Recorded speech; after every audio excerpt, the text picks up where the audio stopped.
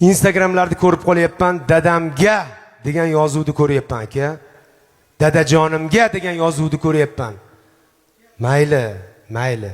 Lekin men boshqa narsaga yoyib qo'yyapman shu narsani. Menga hal qilib beringlar. Dadamga deb biz o'sha dadani tilini qismayapmizmikin Nobodoga? Dada umringizda minmagan mashinani o'g'lingiz badarga qilyapti. Dada sizga hech qachon qoyil qolmaydi. Chunki siz uni pushti kamaridan bo'lgansiz. O'g'lim, yaxshi ham sen bor ekansan. Sen bo'lgan uchun men mo'naqa yuribman demaydi, chunki u sizning dadangiz. Uni hadib tilini qisavermang. Hadib uni ayingiz oldida xijolat qilavermang. Nabaro dada, siz aytgan fikrdan keyin men ishim o'zgarib ketdi. Siz aytgan, siz hali bergan pulingiz barakali ekan, ko'payib ketgandan keyin uni sabab chiqib qo'yaylik.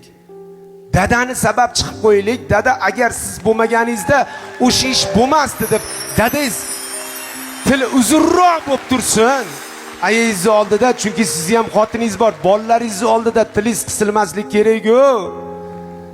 U dada bugun bor, ertaga yo'q, ertaga siz fil olib bersangiz ham qaytib kelmas ekan. Dadamizni hech qachon tili qisilib, gapi bo'linib qolishini xohlamaymiz. Dadamiz gerdayib yursin. Chunki biz dadamizga nima?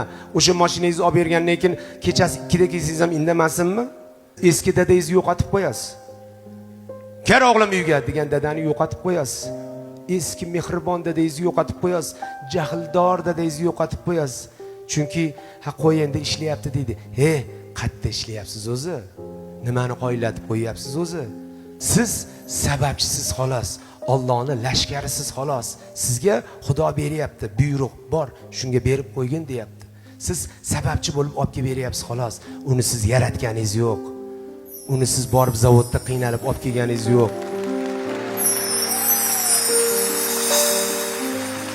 Dadangizni xijolat qilib qo'yavermang hadib. Agar olib bergan taqdirda ham dada boru yo'llari qilaman siz. Instagramda portlatib dadamga deb butun qaynota qaynonalarning oldida, hammani oldida dadam umrida mashina minmagan odamga dadaga qo'ysangizchi, charchamadingizmi mashqliqdan? Mana shunaqa xijolat qilishlardan charchamadingmi? Dadajonimizni endi bir marta keladi dada. Dada sizdan 30 yosh katta, 25-20 yosh dadani bir achishga qo'yamang.